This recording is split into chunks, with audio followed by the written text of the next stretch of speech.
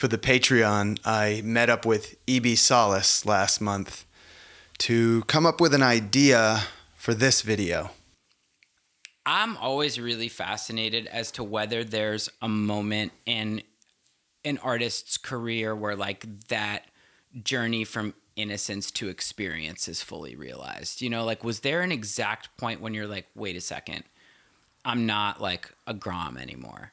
You know, like oh my God. I know how to do this, so innocence. you know, to experience. The question is there a moment in an artist's career where the journey from innocence to experience is fully realized? And when E.B. said innocence and experience, I knew exactly what he meant, but maybe you don't. Maybe you're too young. I think what he meant by innocence is your fantasy of what your adventure will be. And what he meant by experience is the reality of what the adventure actually is or was. So E.B. wondered if there's a moment in an artist's career when the journey from innocence to experience is fully realized. Like, oh, I thought it was going to be this way, but it turns out it's really like this. I find my career and life is a series of those experiences again and again and again. When Hunter Thompson was asked why he drank and drugged so much, he said it was so he could withstand the constant barrage of punches to his innocence gland. I want to talk about 3 career adventures when a journey from innocence to experience was maybe not fully realized, but was certainly real. And the first adventure from innocence to experience I'll talk about is the story of when Susan bought me my first professional video camera.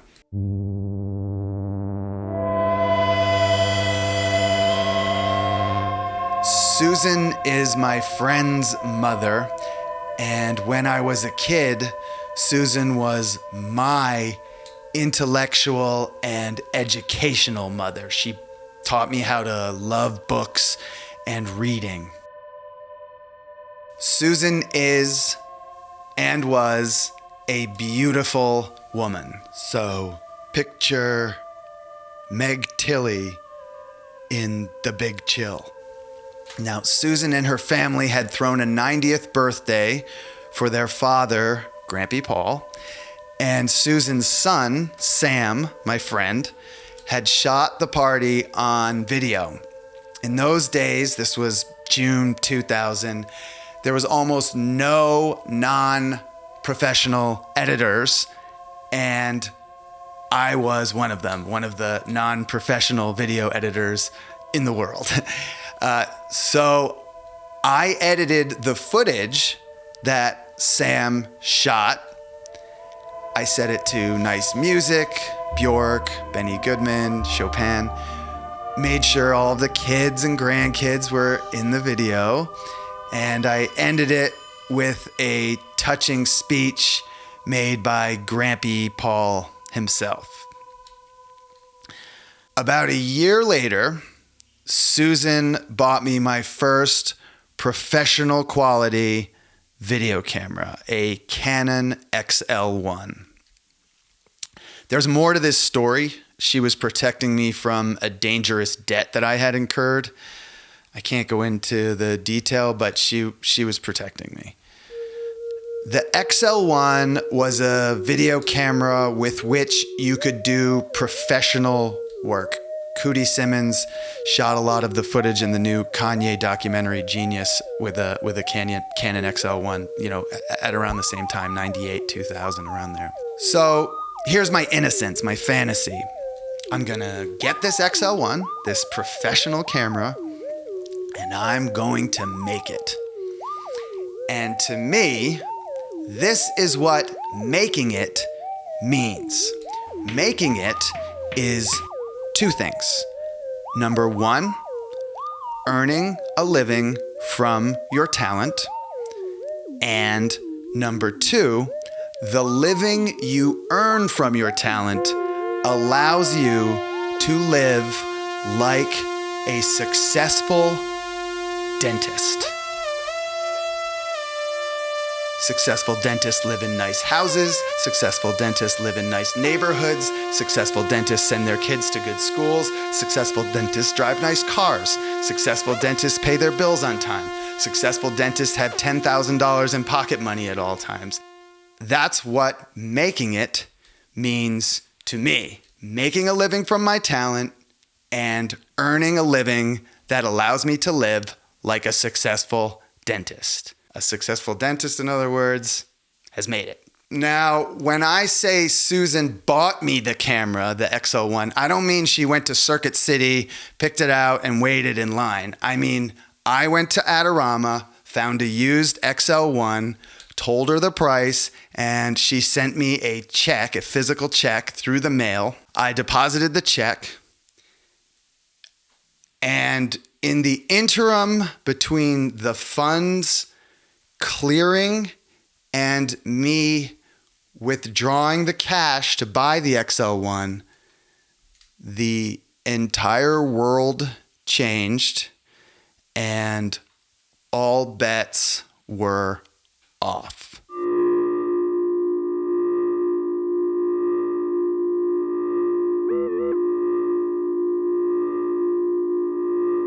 The check was for $2,000.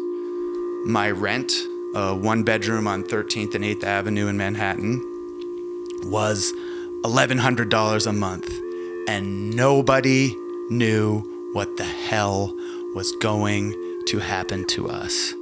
So at about 9:30 a.m. on September 11th, 2001, I rode my bike to Citibank, withdrew the $2,000, basically all the money I had, and returned to my apartment on 13th and 8th. So in my innocence, I was going to buy this camera and live like a successful dentist, but my experience was terror. My experience was a dilemma inside of a dilemma. Stay in New York or leave New York, food and rent, or XL1.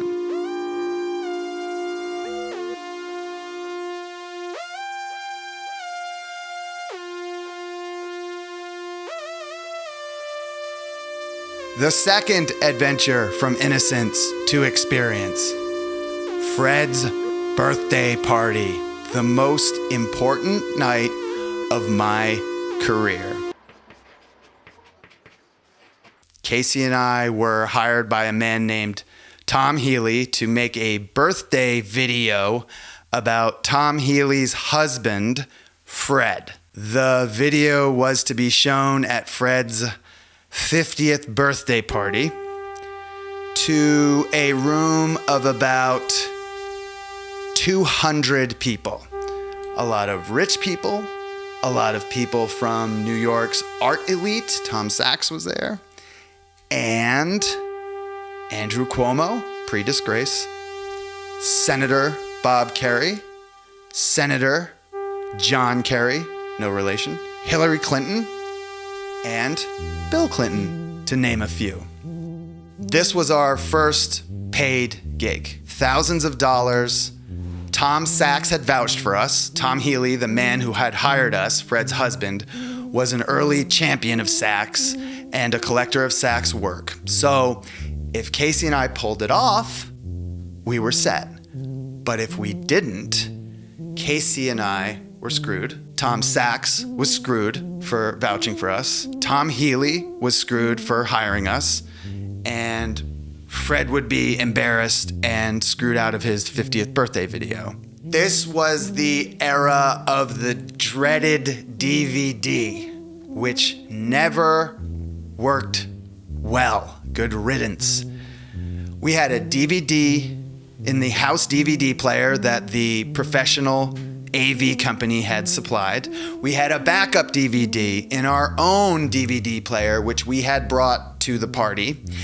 And we had 2 backups of the video on tape in 2 video cameras. You could connect the video cameras to the projector with something called RCA cables and play the video through the camera into the projector if need be. We had tested each backup with the very expensive professional AV team earlier in the day, and no matter what happens for the rest of my career, this was the most important night of my career, and I knew that night. So everyone is seated at a very fancy restaurant called Le Cirque. Picture like a 19th century ballroom. It's right before dinner is served, so everyone is hungry. An announcement is made. We're going to show you a video that we made for Fred.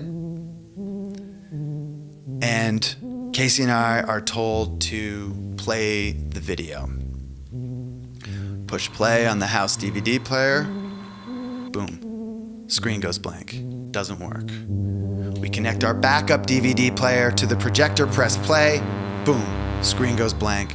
Doesn't work. We connect our camera to the projector to play the video from a tape. Boom. Screen goes blank. But the video is working. We can see it playing just fine on the little LCD screen on the camera. It's the projector. The projector keeps going out. Projector goes out, video plays, gotta stop the video, rewind the video, play through the blank leader at the beginning of the video. Glasses are starting to clink, voices are starting to rumble. Fred's mother, a very successful businesswoman named Lillian Vernon, who's throwing the party, paid for it, hundreds of thousands of dollars probably, comes over to us and says, "The movie plays in 1 minute or it doesn't play at all." The projector is old, so each time it shuts off, it goes out, it takes 15 to 30 seconds just to boot it up. And we discover that the outlet that the expensive professional AV team has plugged the projector into is not only a floor outlet, but it's also about 50 years old, cracked, broken, and the plug won't stay in it. So the projector keeps turning off. All the other outlets in the room are taken up by God knows what. Casey runs over to the band, unplugs someone's amp, plugs our projector in, and gives me the thumbs up. I boot up the projector. Casey makes his way back to the projector, rewinds the tape, and pushes play on the camera. Video comes up on the projector screen, starts playing. Video's like 10 minutes long. So for 10 solid minutes, we've got to suffer through the possibility of the projector crashing.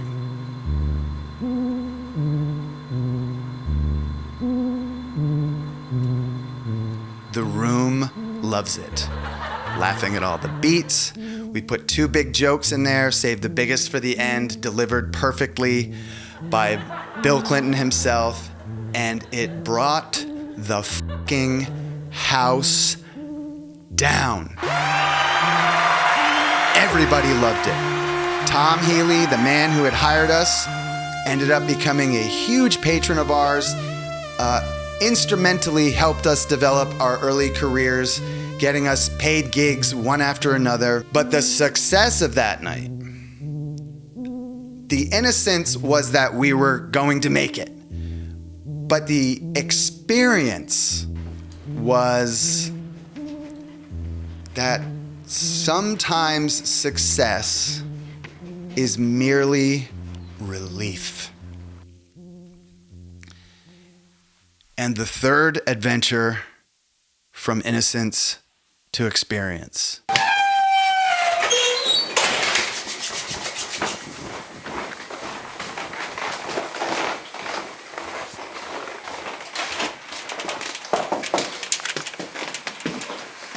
Josh, boys, just got off the phone with Casey and Belize.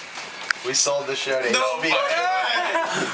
Wow, that's unbelievable. You know, Andy slipped up yesterday and he was like, yeah, Tom's doing something with HBO. And I was like, you mean the Neistats are doing something with HBO? So you gave it away. I thought the HBO show meant that we had made it, that I was set and could live like a successful dentist for the rest of my life. That was my innocence. For me, it was maybe a year or so of living like a successful dentist, but like a new dentist who hadn't built up his wealth yet and was still paying off his student loans. Now, I must say that the kindness extended to me during this adventure has been astonishing. But the experience is that I don't know if anyone ever really makes it.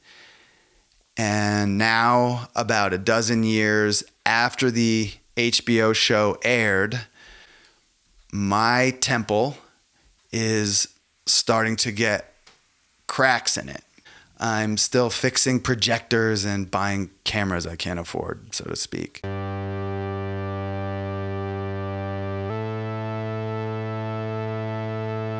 For Fred's 60th birthday, 10 years after the big party, I made him a sort of candelabra with 60 candles in it. And each subsequent year, I've made him an additional tiny candelabra, sconce, with a single candle in it to commemorate another year. This is the 70th candle, and I'm a month late. Sorry, Freddie. I think that my innocence, now that I'm nearing 50, has been just about completely extinguished by my experience. But sometimes when I'm with my little boy, a boy who was born into these hands, I catch a glimpse and I can feel some innocence, just a little bit, through my mirror neurons, I guess. We've got hats like this in the merch store now, and this week on the Patreon, a live stream answering your questions. The link is right there.